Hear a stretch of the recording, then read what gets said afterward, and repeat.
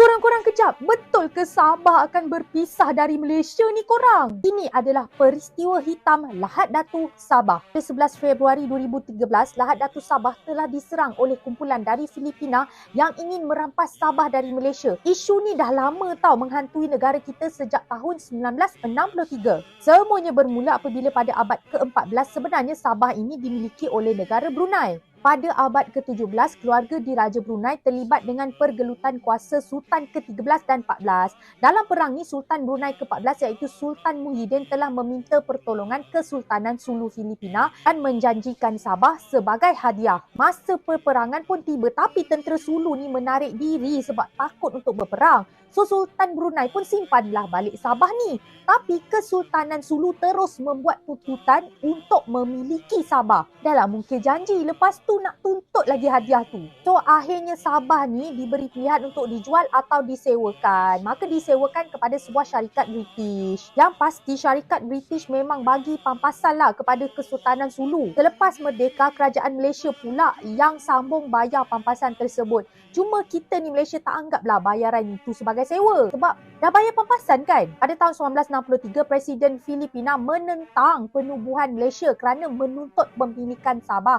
Sampaikan mereka ni sanggup putuskan hubungan diplomatik dengan Malaysia. Okey, balik pada cerita Lahad Datu. Satu pencerobohan bermula pada 9 Februari. Tapi tentera Kesultanan Sulu ni sembunyi dalam Sabah sampai 11 Februari. Itu pun kantoi tau sebab ada seorang nelayan ni dia report pada pihak berkuasa. Lepas dah kantoi tu, diorang pun berpecah pula pada kumpulan-kumpulan kecil. Mula-mula tak ada pertumpahan darah lagi tau. Malah kerajaan kita hantar orang untuk berbincang dengan Kiram iaitu adik pada Sultan Sulu. Kumpulan yang mahu dikenali sebagai tentera diraja Kesultanan Sulu menegaskan bahawa mereka ni mahu mengambil semula Sabah dan berkeras untuk tinggal kat situ, tak nak pulang ke tempat asal. Tapi segala perbincangan yang diadakan tidak berhasil apabila pertumpahan darah pertama tercetus pada 1 Mac 2013 di sebuah sekatan jalan di Kampung Tanduo. Kat situ 2 anggota polis Malaysia gugur dan 3 lagi cedera manakala 12 orang penceroboh telah mati. Bila angkutan keselamatan kita terkorban, Perdana Menteri ketika itu iaitu bosku Najib memberi kuasa sepenuhnya kepada pihak keselamatan untuk memastikan pencerobohan di Lahad Datu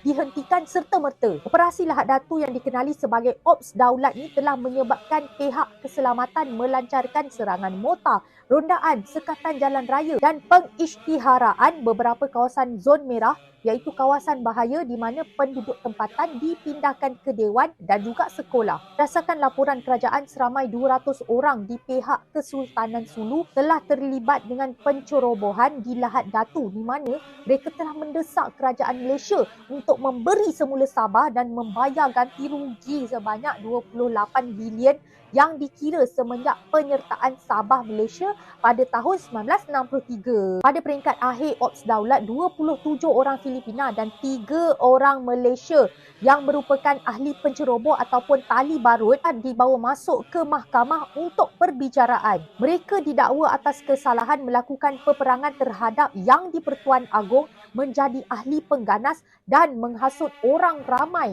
untuk menyertai kumpulan pengganas. Yang mengecewakan, ada tali barut Kesultanan Sulu dari orang Malaysia sendiri tau guys. Siapa yang nak tahu kisah tali barut Kesultanan Sulu ni? Cek komen kat sini. Ramai 10 orang perwira negara telah gugur di medan perang bagi mempertahankan Sabah. Al-Fatihah.